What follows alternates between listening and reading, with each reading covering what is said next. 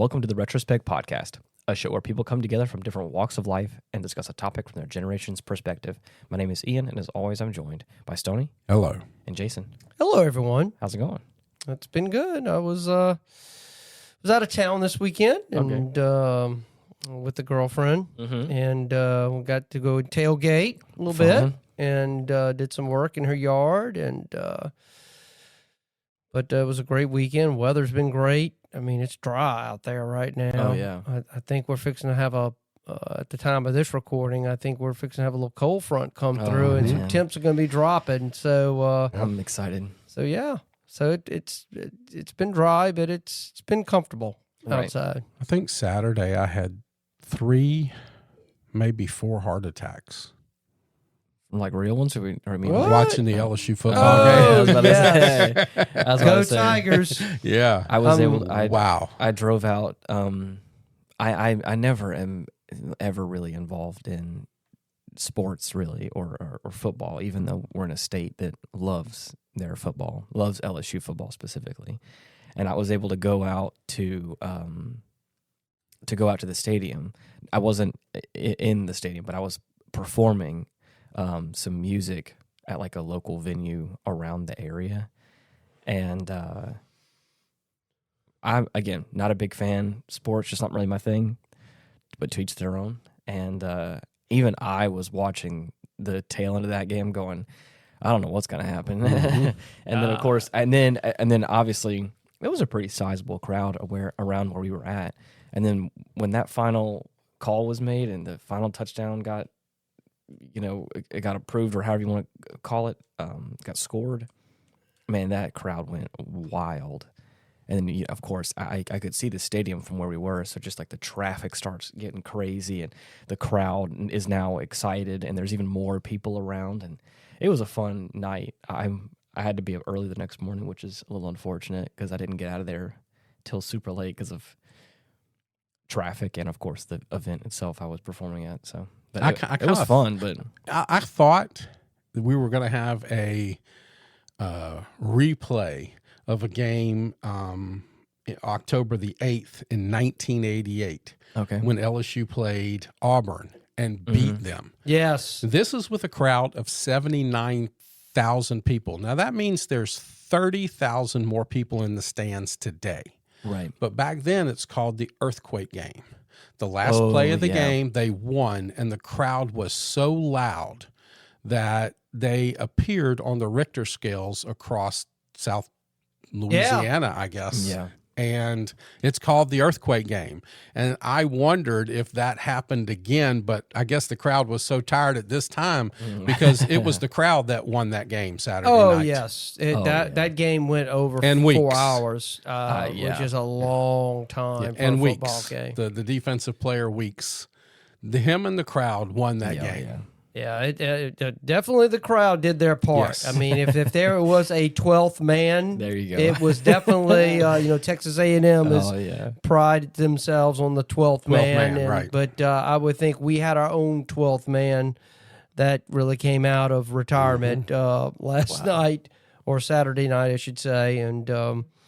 But yeah, exciting. I mean, that's great for Coach Brian Kelly for the program and moving forward. So, we'll see what they do next week. They got Arkansas. I had Arkansas, so they're gonna have to keep themselves grounded. So around here in the state of Louisiana, it's been a little hectic, but Well, it was homecoming for LSU, which was always busy for the city. Yeah. and also like you said before, the weather that night was not awful. No. It was nice. So it was really nice. Really nice. So like that also I think fed into a lot of that as well, especially the event that I was playing music at.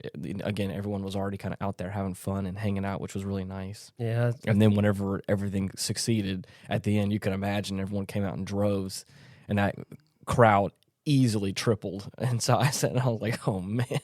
One of the fun things about living in South Louisiana, when LSU wins, people spend money. Restaurants do better. Yeah. Shops do. Everybody does better. If LSU loses, people don't spend money. Yeah. It's interesting how that's happened, over the last many They years. did an economic impact study on when LSU is doing well and how that translates into economic, an economic boon for the city of Baton Rouge or not. Yeah. And I remember this has been a few years now, but I think at the time it's about a $30 million impact to the city of Baton Rouge when LSU is doing well, and what restaurants are pulling in, what bars are pulling in, just all the kind of things that are attached to a winning program, and the it's excitement that goes along with it. So, like I was saying, the venue I was at, again, there was a cover, I think, for getting in the place. It was like a special place they had, like a outside thing. And like I said, that crowd grew exponentially. So I can only imagine what it would have looked like if they lost. Yeah, I think they also had the new light bands that was kind of new. Yes. Oh yeah, that I saw a was lot neat. of those. I was kind of watching that on TV, and I was like, "Wow, that looks pretty cool. It looks like it had a good effect." Yeah. So that's something new. But 100 years of Tiger Stadium. There you go.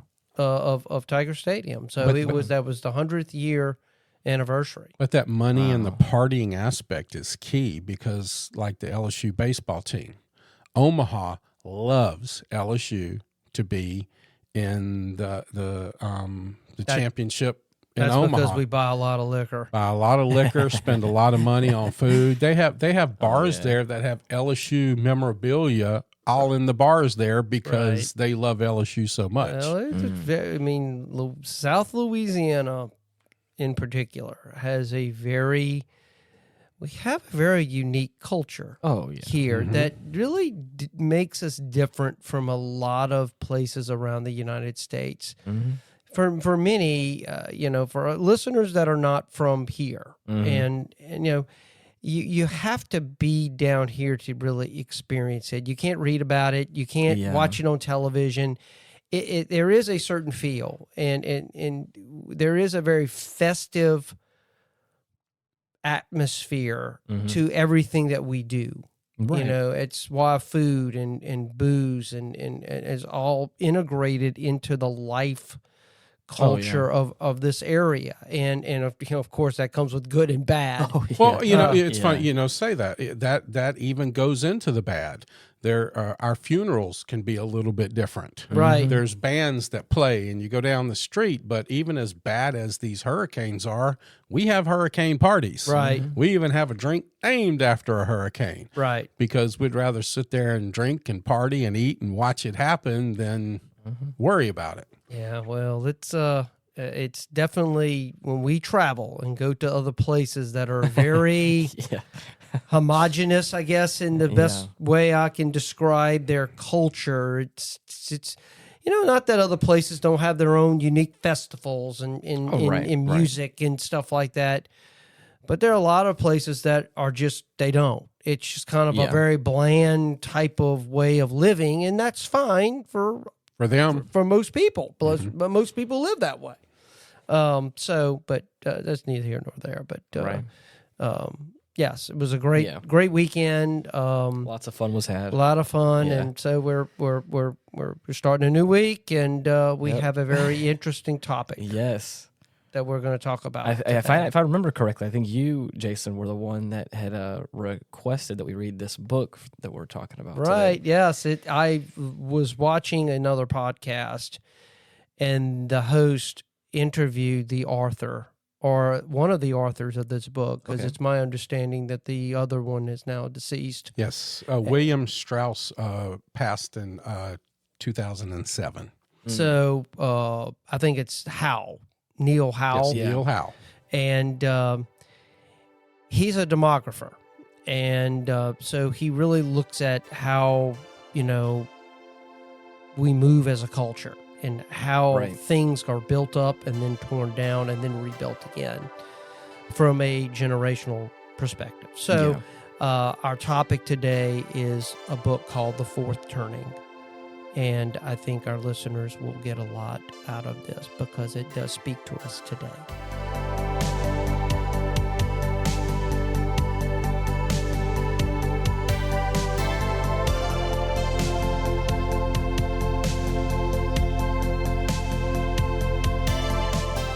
Yeah, there's a couple of chapters in where I was like, okay, I understand we're like kind of laying the groundwork for what the kind of premise of this book is. I think it was like chapter 4.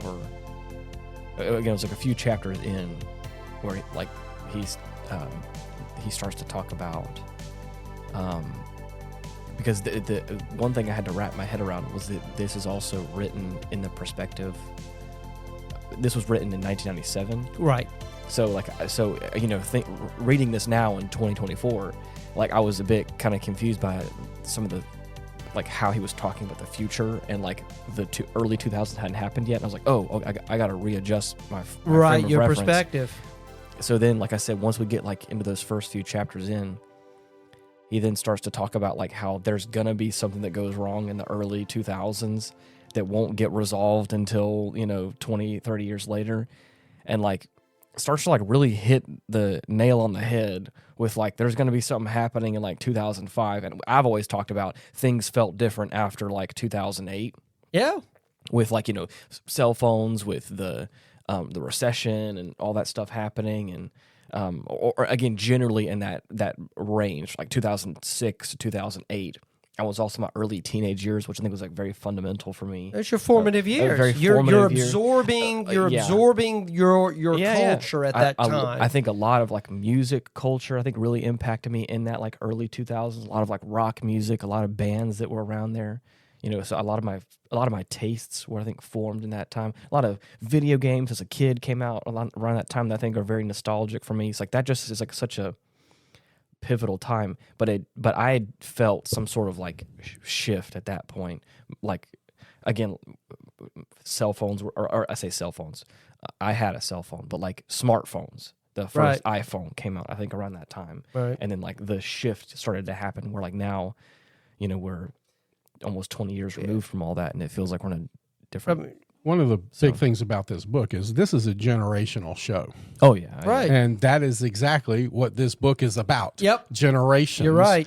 And that the best predictor of the future is the past. And one of the things I got, right off the bat, and they talk about it in the book, and it before I got to that point in the book, I have a saying that I've said many times on this show, and I truly believe this, and this book it just screams this. Hard times create strong men. Strong men create easy times. Easy times create weak men, and weak men create hard times. We are in that weak men era right now, and this book talks about it extensively. Yeah. Neil Howe has been on a number of podcasts that I've been. Now that I've kind of tuned into this, I've really have picked up a lot of different, podcast shows that he's been on. I'd love to get him on our show. Oh yeah. But he does, present a model, in essence, of how things are built up and then are reformed and then renewed again. But just to kind of back up a little bit, kind of the premise of the book. That there is basically history is broken down into saeculums, okay? And what that means is that's just a Latin term for basically means an age.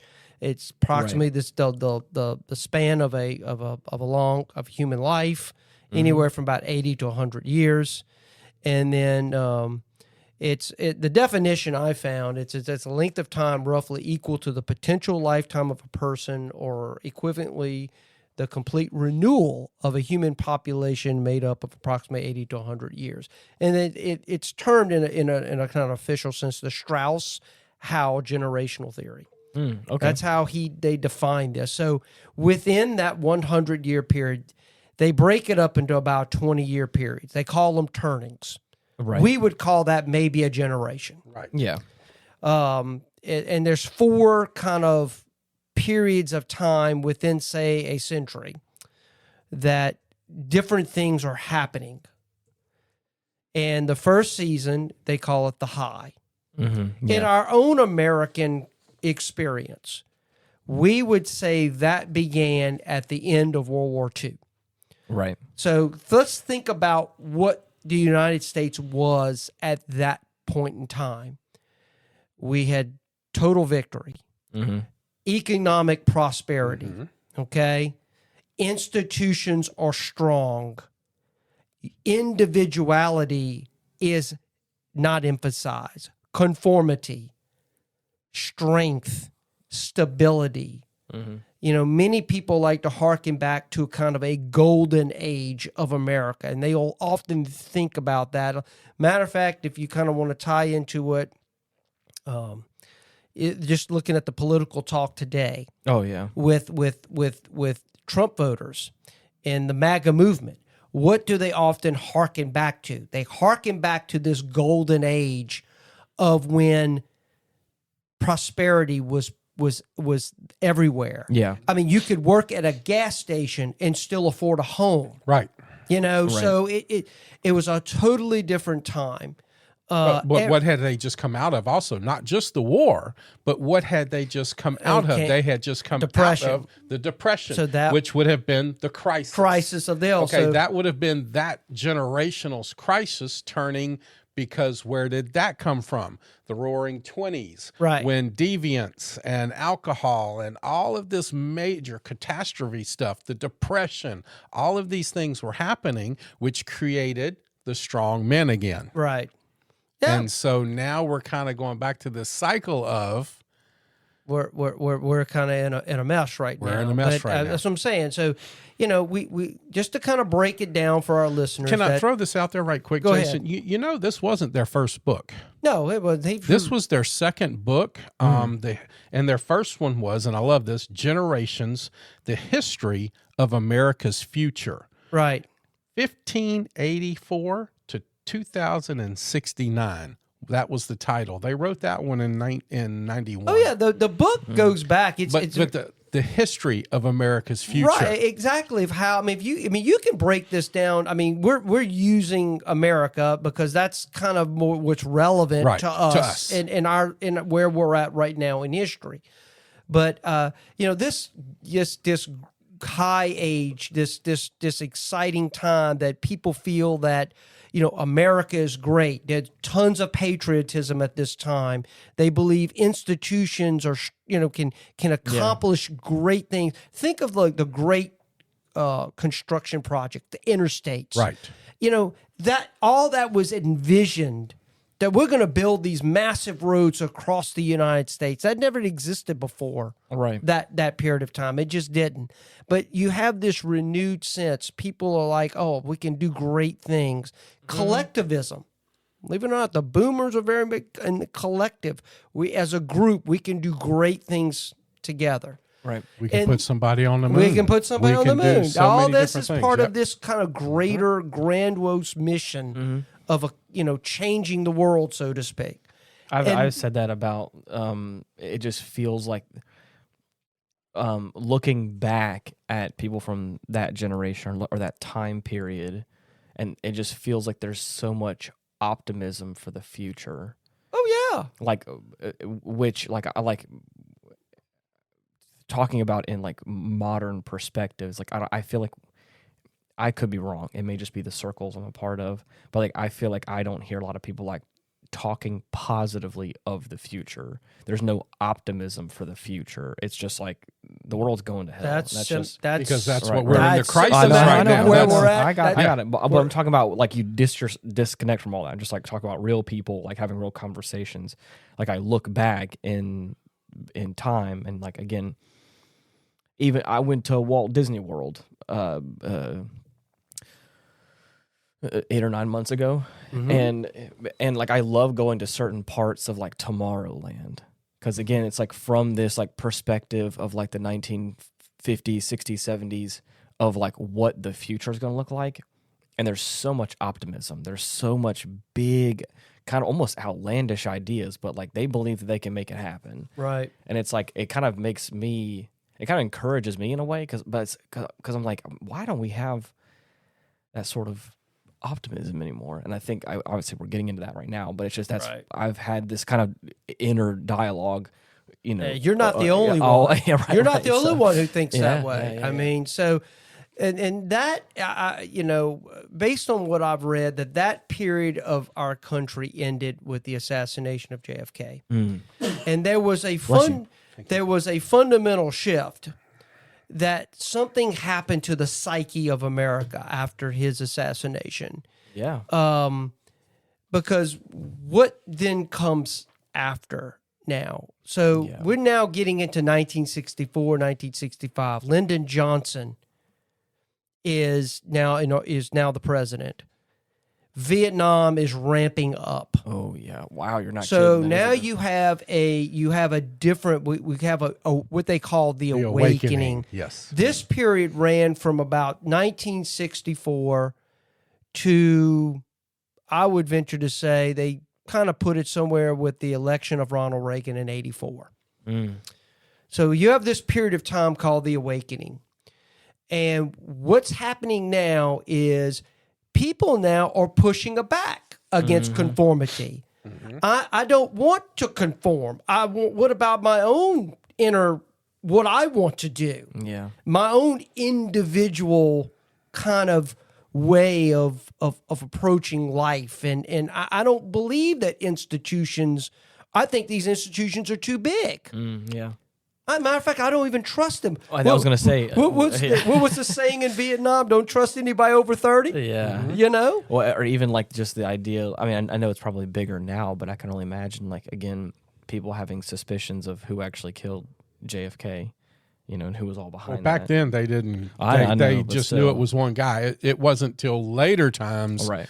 that the conspiracy theory stuff. Back then, you just knew it was one guy, and that was it. Yeah, that's what I'm saying. Nobody really kind of dived into it. But what's happening is you start to see now the children that are coming up, what are they doing? They're basically saying, screw you, mom and dad. Yeah. I'm going to go do what I want to do. I mean, you look at pictures of Woodstock, and you can imagine how horrible that may have, how their parents would have looked at their kids doing that. A perfect example of I read an article a while back was Jim Morrison. Jim Morrison kind of rebelled against his father was a military man. And you look at a picture of his father and you look at a picture of Jim Morrison of how he just completely rejected the rigid, conform, do your duty to society. There's a casting off at this period of time of, I don't want to be responsible for society. I just kind of want to feel me. Yeah. I just kind of want to kind of float in the ether, so to speak. Right. You have this kind of awareness of inequalities. Guess what's happening at this time? Oh, yeah. Civil rights, women's rights, abortion, Yeah. LGBT, I mean, all the the homosexual, all these groups that had been marginalized. Guess what? Now there's this awareness of, we got to do something about this. I mean, we can't allow this. Whereas the parents at this time, they're not worried about that. We're like, Right. no, the country is good.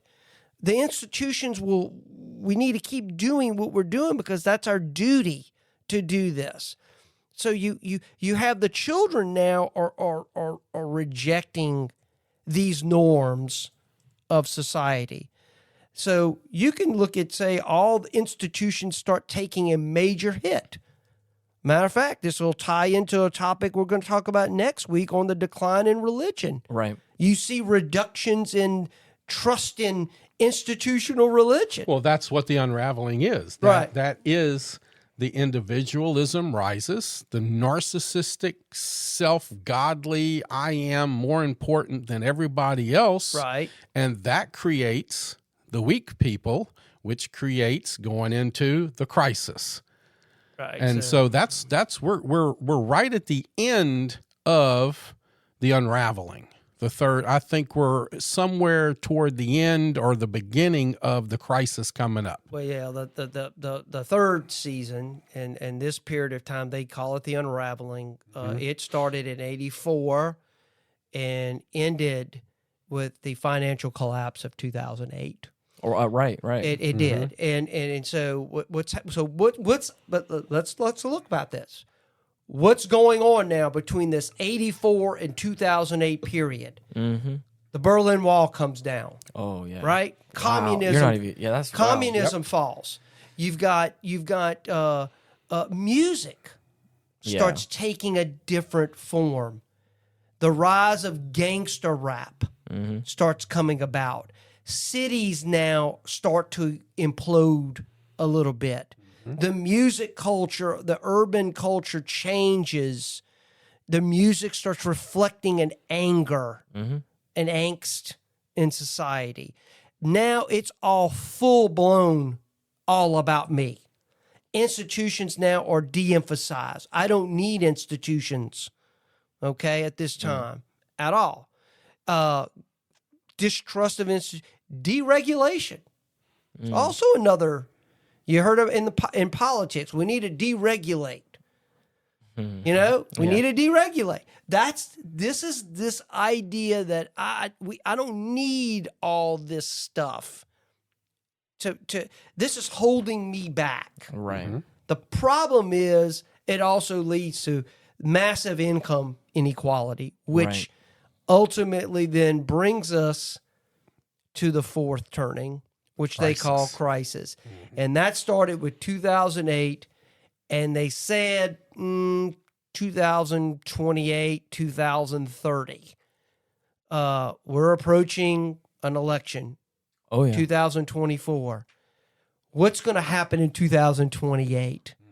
That's, to me, I'm more looking at that. Then I'm looking. But remember, we also talked about in one of our last episodes, 2027 being a critical turning point in some other stuff. I mean, when did Barack Obama get elected? 2008, or I believe. Was it 8? I think it was 8, or it was sometime 12? No, I think it was 8. Hold on, let's see. I remember that because that was, again, it was another big point in history. And what did he say? Well, what did he say as part of his campaign speech? I don't remember. Let me see. If it Obama, a Democrat, took office following his victory over the Republican nominee John McCain in 2008 presidential election. 4 years later, in 2012 presidential election. So again. what did he say? He says, "I'm going to fundamentally transform America." There you go. Now, I find it funny that he was the catalyst of now we are in this full-blown crisis because individualism, if gone to its logical conclusion, society can't maintain that. But if you needed a poster child for the weak men era, there's your poster child for a weak man right there. Well, let's look at this. Look, why do we have weak men today? The question then goes back to, I would venture to say, the Generation X generation, which would be mine. Those are the parents that raised these children that are now are what would be what you're talking about, weak men. Part of that stems from a degree. I mean, think about what's all the things that happened. I mean, as a kid growing up, I mean, we threw fireworks at each other. We threw bottle works. We had BB gun wars. We shot each other with BB guns. We had lawn darts. You know, there was no seatbelt laws. How many times I just was crawling around in the back seat of my mother's car? So what happens is there's an overreaction that, we've got to protect children. So guess what's happening? You start getting a push on MAD gets really moving at this time. Got to stop DWIs. We gotta make sure kids are in car seats. Now that's a huge industry now. You know, there is this kind of a protective shell that we created around this young generation at the time, and we all knew what was going to happen to them as they got to adults. They were going to be very protected. They were going to be very risk adverse. They're not going to want to take chances. Unfortunately, that has consequences because what happens is that's how things move. Take chances. It may be bad, but I'm going to still take the chance. Right. And so society gets stagnated. It starts devolving, so to speak. And so what we have right now, many people say we are in the fourth turning. we are in crisis mode. What do we have? We have civic upheaval. Oh yeah. That's evident with the Trump election coming up, and just how politically divided we are today. Skyrocketing debt. Our national debt is astronomical. I don't even know what, just servicing the debt, how much that takes out of our budget Right. each and every year. COVID-19. Yep. Think of all the things that happened with COVID. How many people were willing to just give up their rights because they got scared? Yeah. I mean, we did. Everybody's But see, wearing that masks. puts you in a crisis thing. Ronald Reagan said it best. We're one generation. Again, we're coming back to the generations, one generation away from losing all of our rights. Ronald Reagan said that. Yeah, And I mean, it's like he was a prophet. We are now. The funny thing about this is it's just. I mean, you can back this up. This has been going on for a long time. These generational cycles of history, and that's really the premise of the book. That history does repeat itself. Right. It doesn't necessarily. There's nothing new that really happens. Mm-hmm. It does follow kind of some basic rules. Because, I mean, think about of what was going on. What was about 83 years before World War II? What crisis did this country face? The Civil War. The Civil War. Right. The Civil War. So you could think of the generations leading up to the Civil War.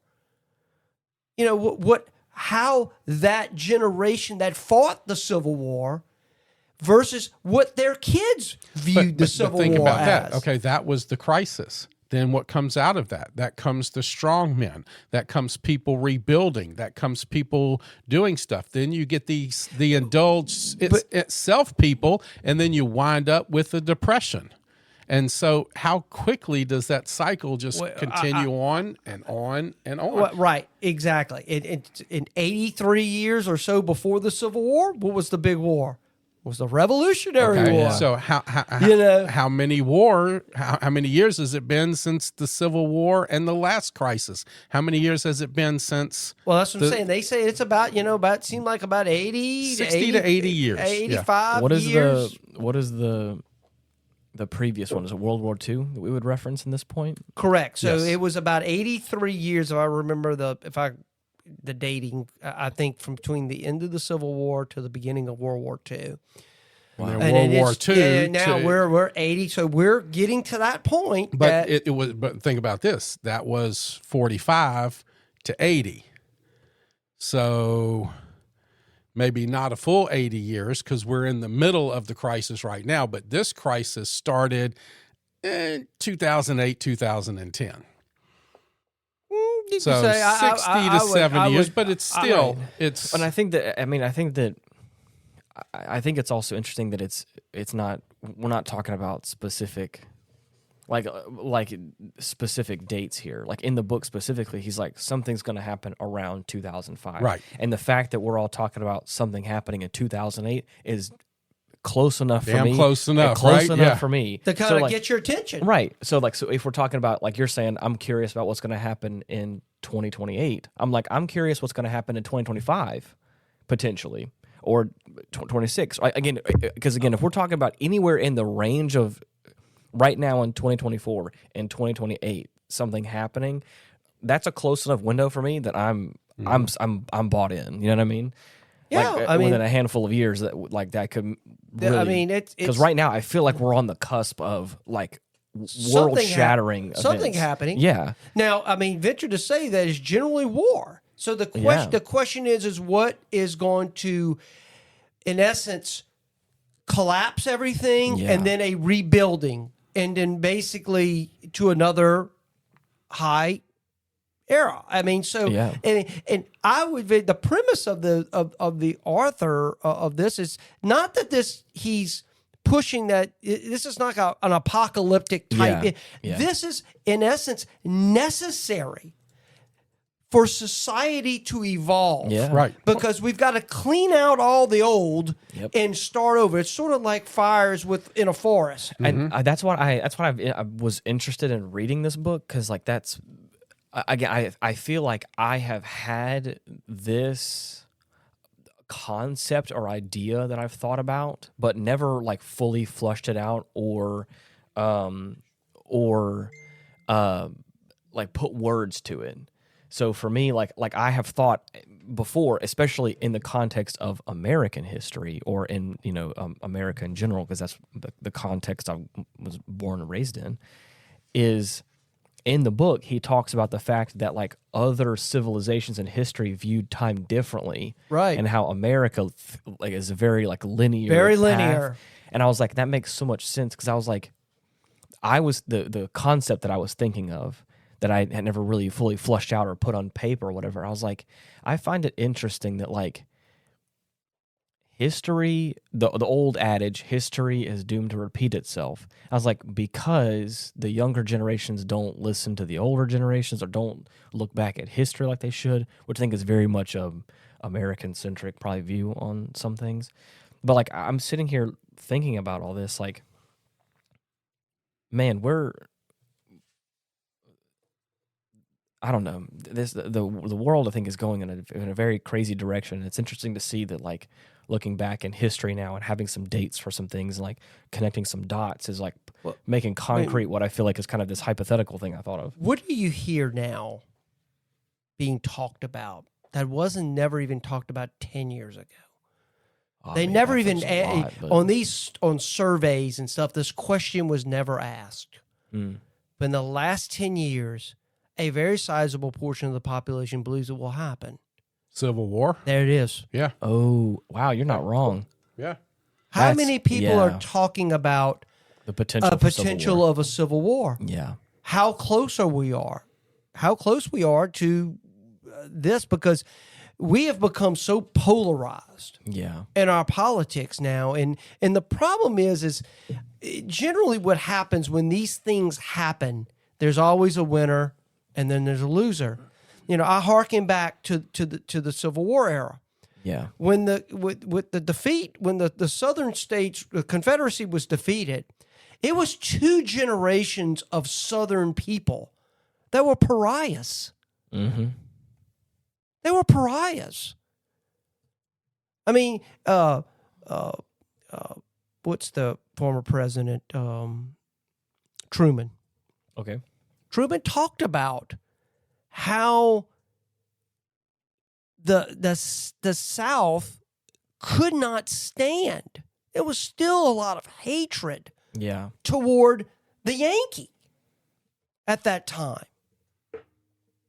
People don't think about that today because we think, oh, we're all Americans and we're this and we're that and all that. Right. But there was literally 2 generations of Southerners that were pariahs Yeah. to the rest of the United States.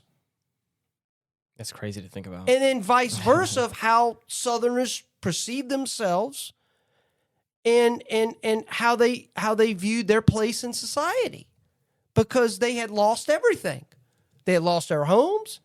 The economics completely got destroyed Right. in the South. And so what values won? Was the Yankee value won. Right. And they said, no, you will do this. Yeah. You will do this. You will live like this.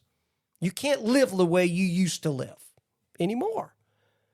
So these things, like we're in crisis now, someone's going to lose. Oh, yeah. Someone will lose. And the winner generally is strong, and everybody falls in line. Yep. Yep. They do. The That question that is how right history- now where we're at. Who's we the have, strongest? We have two competing camps. Yep. We do. And I've always said this. It is our fundamental view of the world. That is what the fight is. Mm-hmm. If you really distill it, take away all the kind of the BS, Yeah. and really get down to where we're at with this, it's fundamentally of how I view the world. That is the two big fights. There's a group that's probably more collective in its approach. They want strong institutions. They want government to take care of them. They want government to be able to do things. And you hear that in a lot of where the Democratic Party is right now. You talk to a Republican side, what's the deal? I don't want all that government. Right. I'm a more individualistic view of the world. I don't want government to take care of me. I want to take care of me. And there's good and bad in both of those, in both of those positions. But at its core, that is the fight. Right. It just is. And so the question is, what side's going to win out? If Kamala Harris gets elected and they, in essence, fundamentally transform America, the other side is going to be much like the South was at the end of the Civil War, where on that side of the river, they're them and we're over here and we're hated. Right. You are. That's what's going to happen. And the question is where that's going to line up for us now. That's the big unknown. Will it devolve into a civil war? Well, that's. I mean, will that happen? We don't know. What the crisis is. The fourth turning is marked by economic distress. Okay, we're there. Mm-hmm. Okay, we can't afford to live right now. We just can't. Political polarization. We can't be more polarized right now. Oh yeah. Period. And then global instability. What's happening in the Middle East? What's happening all around the world right now? And so this period is likely going to end in a couple of ways. War, revolution, or some type of significant upheaval that's going to drive these factions to fight. Somehow they're going to fight. But out of this, if you look at all of the other things, something happens. A new high arises out of this conflict. And I'll say conflict because we don't know what type of a conflict it is, so I'll just generically use that word. Right. Something's happening, and we know this. If you go by the book, if you go by the what was it that I said last week or the week before, the prophecy of the popes. Yeah. Okay. Right. 27 is the year. 2027 is the year according to the Vatican and the popes, and that fits right into line of this. Now, yes, we're not talking about days or weeks, but we're talking about, like Ian said here, it's close enough. Oh yeah.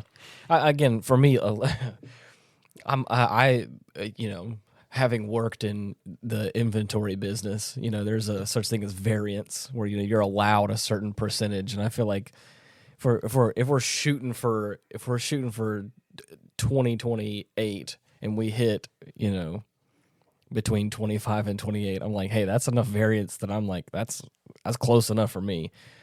Yeah, and especially like you're talking about, like, again, like looking back at history, we see the assassination of JFK, which then like kind of sparks this. It changed.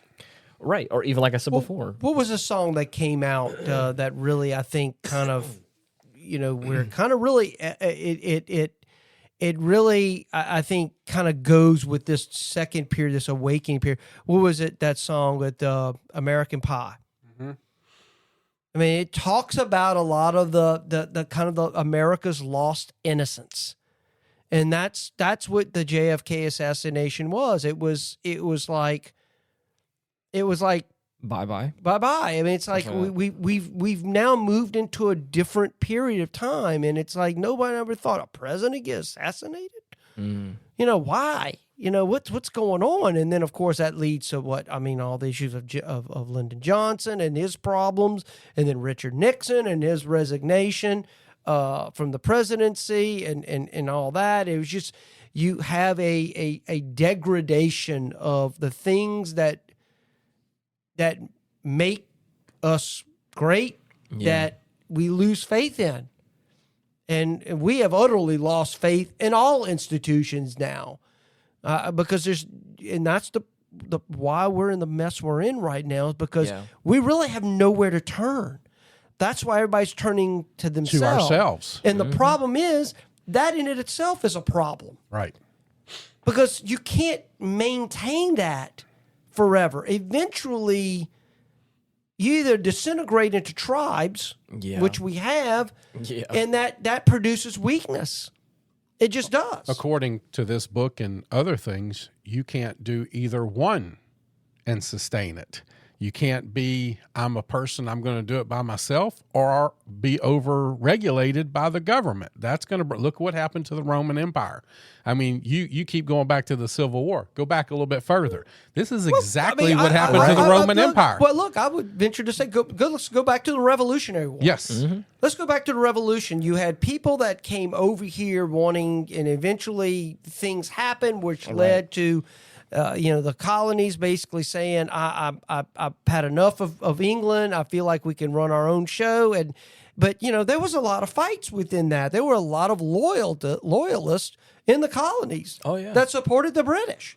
Right. They had no interest in being independent from Don't Britain. shake up my way of life. Exactly. And don't mess with my money, basically, is what they were saying. Don't mess with my money. And then you have that. But what's funny is the children of those people that fought the revolution.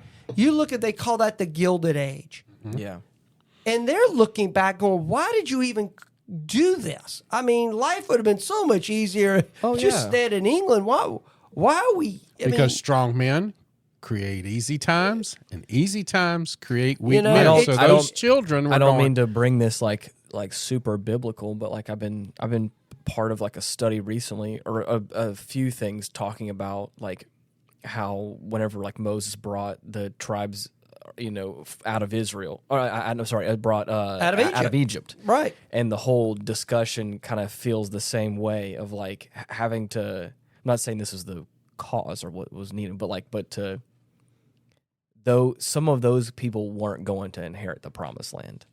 Well, if you read, if you want to read into that, you can basically say, why did they wander around for 40 years in the desert? And that's what I'm saying. To get rid of. And so, and then, in the same time, you could have walked across it in 7 days. And there's a lot of scriptures are talking about the fact of like people having that same sentiment of like, why did we ever shake up our way of life? We could have just stayed slaves in Egypt.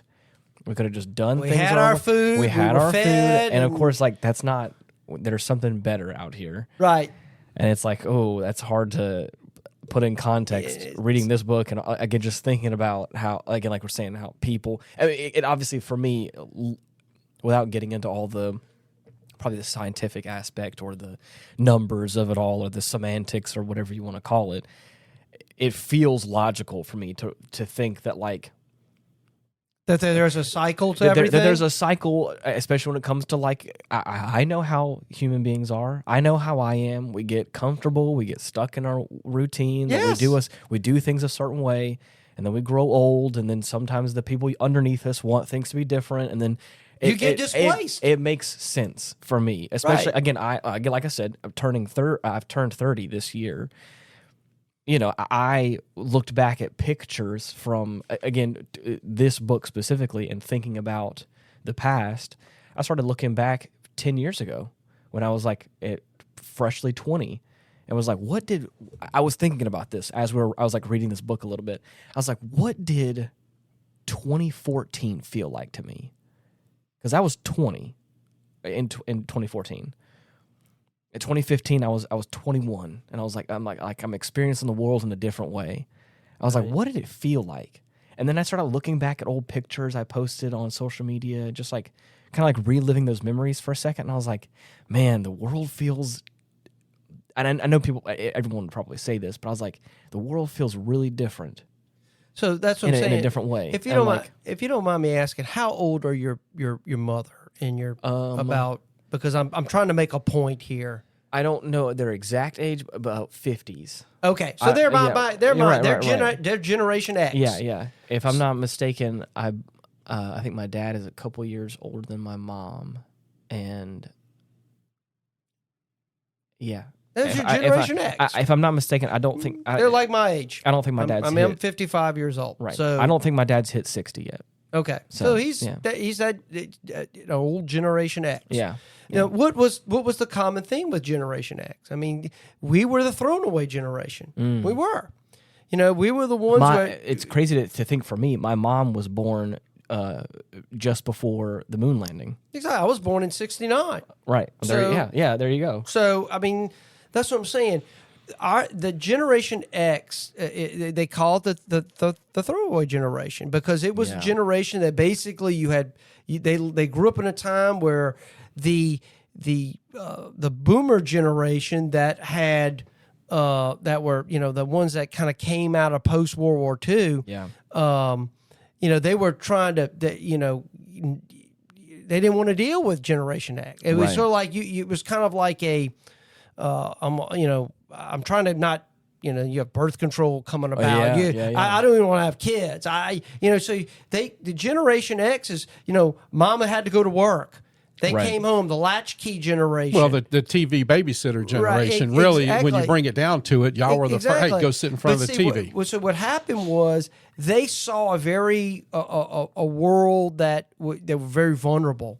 And Yeah. they raised their kids with the idea that I'm trying to protect you from that because of what I went through. I know what it was. But it was a different protection than it is now, okay? I'm 64. I'm the last year of the boomers, so I'm really kind of raised in the Gen X. Okay, we drank from hoses. Yep. We didn't have warning labels. Right. Okay, I remember traveling, laying on the back dash of the car. Not in the car seat, the brakes coming, and I'm going flying into the front seat. Right. Okay. So it was a different kind of protection.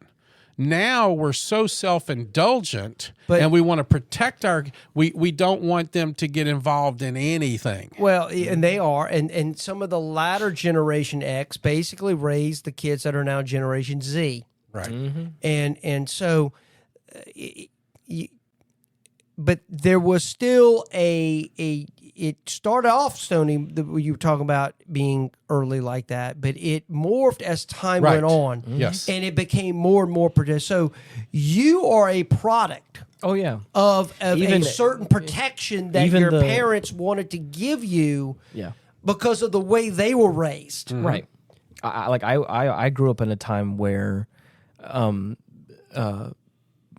like you could still like ride your bike around the neighborhood, and then like you weren't supposed to come home until lights came on, like, and that was that was an open thing. But like people in like my brother's generation, like my youngest brother and so on, were like, you're not even allowed to like leave the driveway. But think about this: how right. fast did that go from that Oh, to yeah. where now kids don't even leave their room? Right. They're stuck on the TV, the Wi-Fi, the phones, and everything else. They don't even go outside anymore. Right.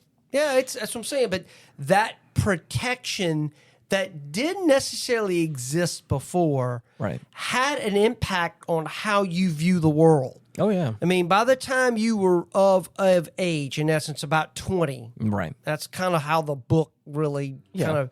Between 18 and 21 feels Exactly. about right. Yeah. So, I mean, you're seeing the world differently than your parents did, the way Yeah. I did. Yeah. Same with Stoney. And basically, you could back up the way his parents Yeah. viewed the world. Well, again, like I was saying before, things in 2008, I would have been 14. I was 14 in 2008. So again, like talk about like that was a very malleable point in my Right. life. And then again, like when I said look back at pictures from 2014, I was 20, and so like, and I was just thinking about how I graduated high school. I had my like first real job that I was working. It was like, doing a bunch of fun like music things as well, and it's like, just looking at and also just kind of being involved because again at that point Barack Obama had gotten reelected for the second term, and he was probably halfway through that, and just how different the world felt because again I was a child during 9/11. And then the whole, what is it called? There's like a term for the kind of the battles that we fought out in Iraq. How about Action. There's like a term for it where it's like, I can't remember the name of it. It's like Operation Enduring Freedom? maybe. There's like a term that people that I think the The War on Terror? Yes, that yeah. I mean, that was the big thing after the That's, Twin I was like, Towers were there's hit certain- and, there's the, certain and the other people- events. That, There's people that were like older than myself, like my friend's older brothers that like went off to go fight in Iraq, and Right. and that's what they the term they use is the war on terror. That they it's like so I remember that again as like the quote unquote younger brother to like people that were off in that thing, and then so to be in this like new world where like that was kind of a distant memory. So I kind of wonder now if we've looked back, we've kind of gone back to the Egyptians, we've kind of gone back to the Roman Empire.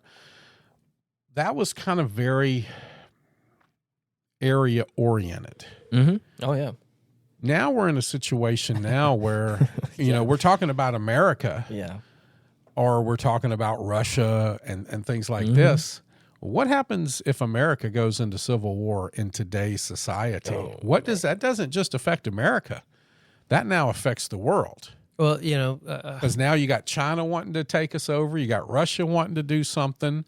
well, I mean, it could really go either way. I mean, if you kind of follow the premise of the book, that there has to be eventually a forest fire. Yes. Well, what I'm saying is that forest fire before was kind of very area oriented, yeah. Right. Contained. Great word yeah. there. Now, It's big. now this is a little bit bigger.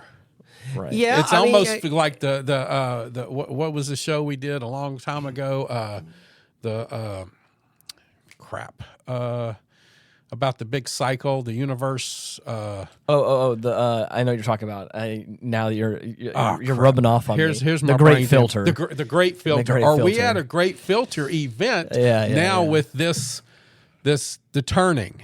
Well, I mean, I guess you would have to view what would a new world look like on the other end of this? What would your life look like? What would institutions look like? How would we operate in a new? Because based upon the model, this is necessary for this to happen, and we come out better on the other end. Right. So so you have to ask is, what side wins?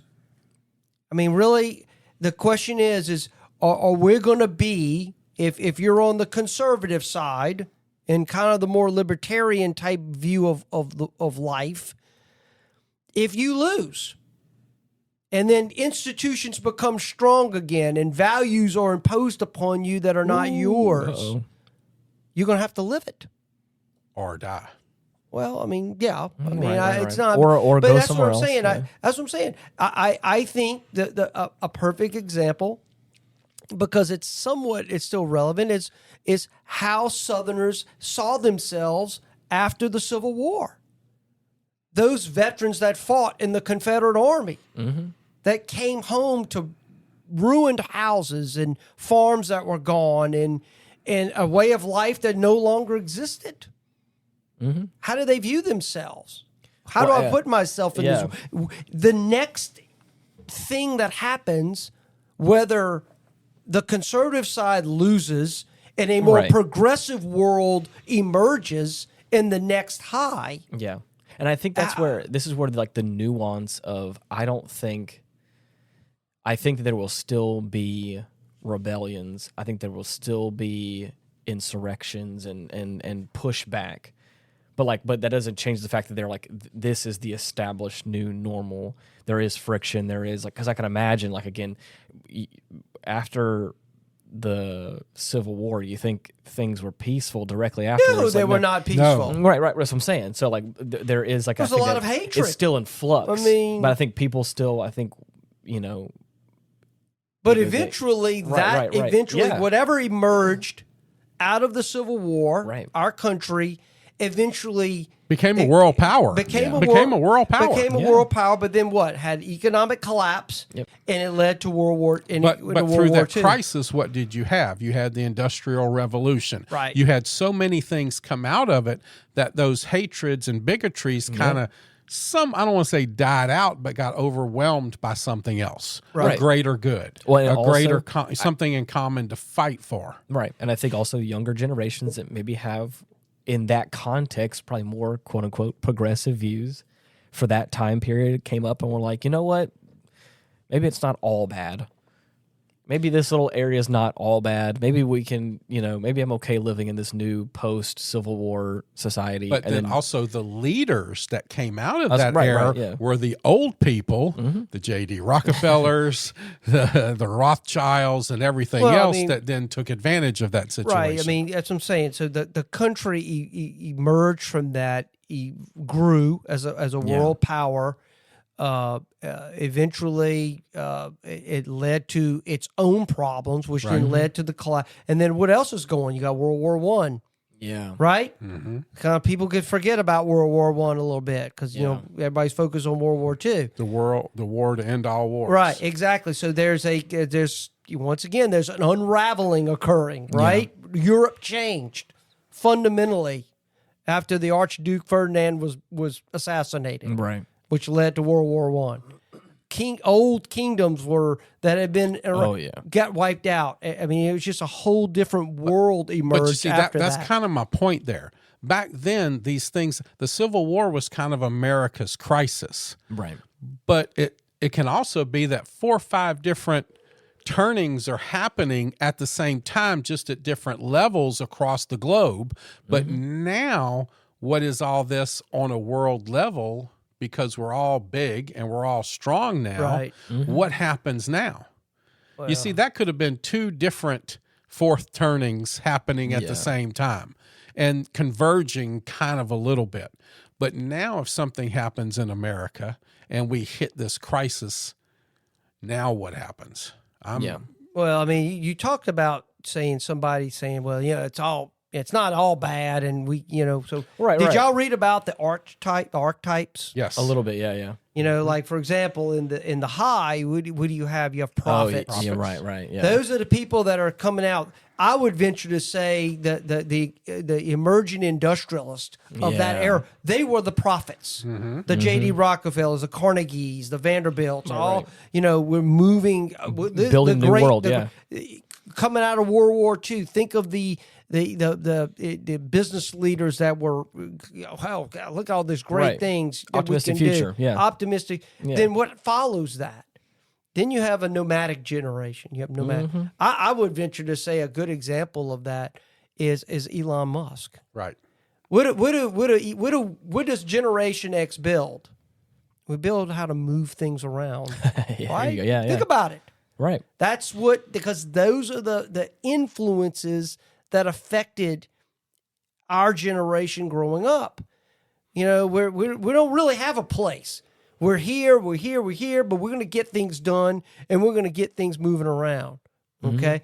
And then when you have what follows. Just for the record, boomers are the prophets of this current crisis. Just to let you know there. Y'all need to listen to me. Right. Which I think is kind of funny, like especially coming from like the old meme now, or the kind of the old joke of like, okay, boomer, because it feels very much like the young people, older generations, like trying to warn the younger generations of what's coming, and of course the younger people being like, okay. Well, Just for the record, if we're in a situation where I'm the voice of reason, we're in a shitload of trouble.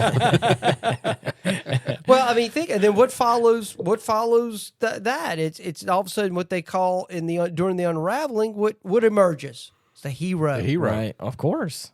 That's the millennials. Yeah. That's the millennials. No, it is. Well, yeah, I guess you're right. It is. I mean, it is the millennials. It's they're you say, wait a minute, okay, we got to kind of get some. I'm here to save. I mean, think of. I mean, a lot of activism, a lot of different change and stuff has been millennials. It's millennials. Yeah. Right. So and then after that you have the crisis period, and you have the artist generation. But you also have to classify that into my statement before. That artist generation is also the weak people. Right. Okay? Yeah. Because they're not prepared for anything. They can't, if you look at it coming down, strong men, weak men, Right. hard times, Where easy times. where are they at in the cycle? These artists, sorry, Ian. Oh, no, I'm These are the weak people. These are the people that aren't going to be able to do very much in a crisis. Right. I mean, we are. Well, I mean, what is it? Born during a crisis, which since what do we say, 2008, overprotected, age of sensitive, conformist young adults, and emerge as process-oriented leaders during an awakening. Well, I mean, yeah. I'm trying to think. Think of you've been hearing the term woke. Oh yeah, and the amount of canceling you, and we can't offend anybody. We everybody's feelings got to be for I could tell you for the Generation X, I mean we didn't care about if we offended you or not. We didn't. I would even venture to say the boomers didn't care about. We did even worse. Think about the comedy, like the Dean Martin roast. But you just said shit, whatever on the top of your head, and everybody laughed. Think about it. That's what I'm saying. But that emerged within the millennial with this because you're creating weak people. Okay. Oh, I hurt your feelings. It's a I'm so there sorry. Is a coddling effect. Oh, you poor baby. The interesting thing is that I'm looking at right now is that kids, I say kids, I mean people that are younger than me, that were born in 2006 are turning 18 this year.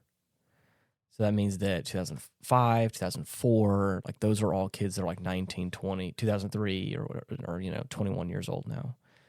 So to think that like, again, just like putting a frame of reference around like, this whole like time period we're talking about, this whole like shift that I felt in 2006 to 2008.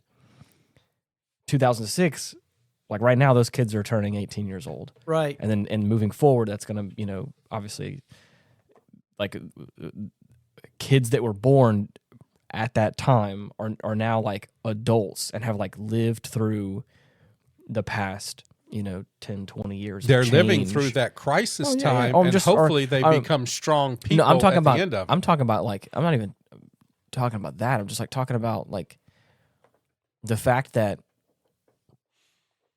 in the next few years, whatever may happen, they are going to be the new adults looking at this problem. You know what I mean? But that's I agree with you. That's what I'm saying. Hopefully they become strong people because they're the ones living through this crisis.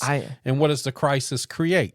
Hard times create strong. I think that it's going to be people in my generation potentially that like has to reconcile with that.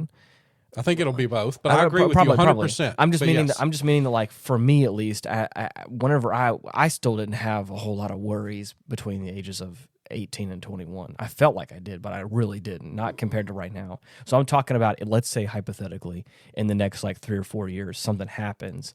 I feel like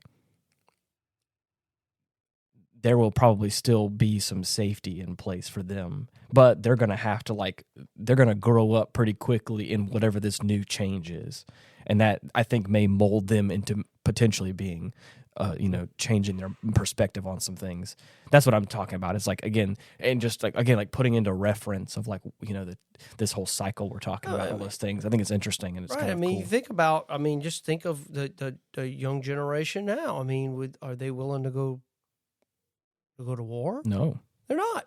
No. Look at... They're not even willing to cut the grass. They're not willing to get out of their parents' or grandparents' basements. There's right now, this idea of like, if we do, this what worries me about pushing these conflicts. Yeah. It's like, if we have to go to war with China at some future date, are you willing... are you willing to strap on the M16 and go fight a war in Asia, which they've got over a billion soldiers over there to use?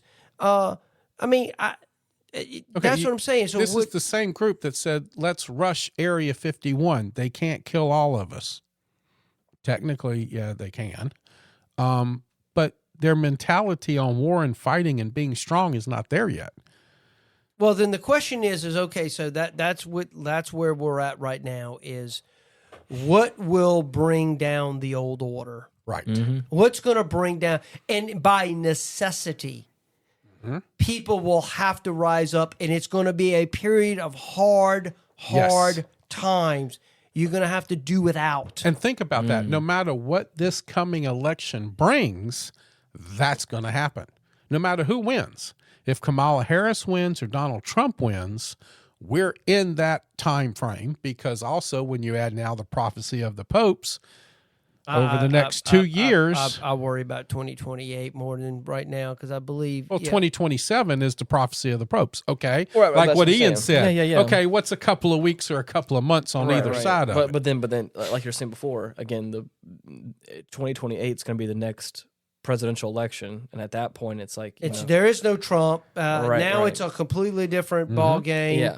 But will we get to that point? Right. Because of this election. I mean, I think that we probably will, but again, it's like you were saying before, is like what is then going to happen between now and then that is then going to shift us into into the next 2028 election. Have to sit here and go like, we're in a catastrophe now, and we have and that's to do what I'm without. talking about. That's exact. Some people would say we're in that now. We are in that now, and what's going to unless- happen is the election is going to be the catalyst to push us into that change and social revolution, or civil war, or whatever that the crisis brings, because every crisis brings something. I wouldn't be surprised if after this election, if the way I think it's going to go, that it doesn't spark in the next 4 years with the way the media has portrayed certain actors and certain people. I say actors, certain candidates, certain people. They are actors. They just working for the high dollar money people. So what I'm saying is that I'm not saying I wish this upon any of us or that I have any sort of insider knowledge, but with the way that the previous elections has gone, and if things continue in the way they're going to go, I have heard people say more than ever during this election that it doesn't matter who gets in office. Action is going to be made, apparently. And so that's what I'm saying. That's what I just said. I 100% agree. What I'm saying is that I wouldn't be surprised if after the next 4 years that we're singing a different tune in this country as to like you're saying before, Jason, about some decisions have to be made. This is your new way of life, and either conform or go somewhere else. Yeah. That's what I'm saying. I mean, that's what's that's and I don't know which side of the coin that's going to be. Exactly. That's the unknown. Is what side will emerge victorious? Yeah, and I think there's going to be a spectrum. I think there's going to be a lot of people that are on the far side of whatever side that is. That's going to be okay with it. That's going to be singing its praises. There's going to be a large portion of people in the middle that are just going to keep their mouth shut and just live their lives. And then there's going to be that portion on the other side of those spectrums that are going to be like, I'm not doing this. We're going to rebel. We're going to do this. We're going to get into prison. We're going to whatever it takes to not live this lifestyle. Or I'm going to move out of the country. I mean, who knows? But well, I mean, you hear people talk about that all the time. Oh, I know. But I'm talking about But that's what I'm saying. So it'd be very interesting. But what will come out on the other end? Yeah. Will reset the cycle, and then it will go through its own, seculum of wherever that might end. We won't be here, but whatever generations of people will live during that time, will endure. So I mean, I found it as a very interesting way of viewing human development. Having this conversation specifically has gotten me curious about what does the world look like when I hit 50 in 20 years. You know what I mean? Like what? It will be fundamentally different. I know, and that's what I'm saying. It will be. But again, talking about this whole, this reestablishing of the. I closed it out. But the restabilization, all that stuff is like what kind of catastrophe am I going to have to live through in my 30s and 40s to then whenever I'm 50 go oh wow, we're on the other side of this. Conflict, How will people be cared for? But I mean, how all that will work out. I mean, it's going to be, it'll be very interesting. But the book definitely, for being written in 1997. Oh yeah, really. I mean, they did a real good job of really capturing that. Yeah, this all just kind of goes in cycles, and it's kind of very predictable of how this happens. Yeah. And I think we can add this to our recommended book list. I'm going to say My Side of the Mountain, Chariots of the Gods, and The Fourth Turning. Definitely take the time. It's a 19-hour listen, though. Yeah. If you're going to listen to it through Audible or something like that, it's 19 hours, but it's worth it. Yeah, the name of the book is called An American Prophecy, The Fourth Turning. What the Cycles of History Tells Us About America's New Rendezvous with Destiny. Mm. So, by William Strauss and Neil Howe. Yeah. And there's plenty of YouTube videos out there with Neil going on there. A lot of different podcasts talking about this book. Yeah. And I think in today's time, I think it really... It's very relevant. It's relevant. I'm sorry. You're Thank good. you. Relevant. I think it, What did I say? it definitely speaks to where we are right now as a society. Yeah. And I know we've really kind of focused on the American experience, but you can use this for other things too. Oh, yeah. Other parts of the world probably went through their own cycles. Oh, yeah. So But I think this book, or at least the beginning portion, from what I like really remember, is very like America centric. But like you said before, I think a lot of this stuff kind of also can be applied to a global scale and how things shift and move and change and things like that. But yeah, it was fun. It was fun. Yeah. Reading it and learning about it, and I've been listening was to a lot of podcasts on it now. Once I changed my frame of reference as to when this book was written, I just assumed it was written in the past 15 or so years. But whenever I realized like, oh, this was in in the 90s, in the 90s, then once I changed my frame of reference, and I want to, for some reason I want to say it's chapter 4 is what it feels like, starting that one. And then like having that new reference, and they're like, and then of course them talking about what's going to happen coming forward, and I don't want to say predicting the future, but like in a way, again, predicting the future within the ballpark of 3 years, right? Predicting something like that's going to happen. I was like, man, that's it. It kind of called me out a little bit. I was like, "Ooh, yikes! That's a little too on the nose for me." Very good, but it's interesting. I really enjoyed it. Very good. So. Well, I'm glad I came across this. Yeah, and I was able to share this with you all. Of course. And this is something else to think about. This has been fun. This has been an episode in the making. And I want to apologize. I know I messed up on some words, but I had 4 hours of cognitive testing and everything before I came to the studio today, so I'm kind of beat. Yeah. But I still wanted to come do this. But of course, yeah. Sorry about messing up some words, listeners. I appreciate y'all for being patient with me. I'll try to do better next time. That's all good. I think the thing is, I think we understand what you're saying, and that's what all that matters, is that we know what you mean. For anybody out there who's wanting to let us know what you think about this book, or that if you have read it, or your opinions on this matter, or if you're gonna read it, let us know. If you're gonna read it, you can comment on like all the platforms. We have a Facebook page at Retrospect Pod. You can comment there. If you listen on Spotify, you can comment down in the little comment section. If you're on YouTube, little comment section, leave us a like. Subscribe on all the platforms you like us on. Again, you can type in Retrospect Pod on most major platforms and find us. And we also have an email address, getoffendedtogether@gmail.com, where you can give us some more long form responses if you wish. But until next time, thank you so much for listening. Bye-bye. Goodbye, everyone. God bless. Thanks for hanging out with us today. You're the best. Peace.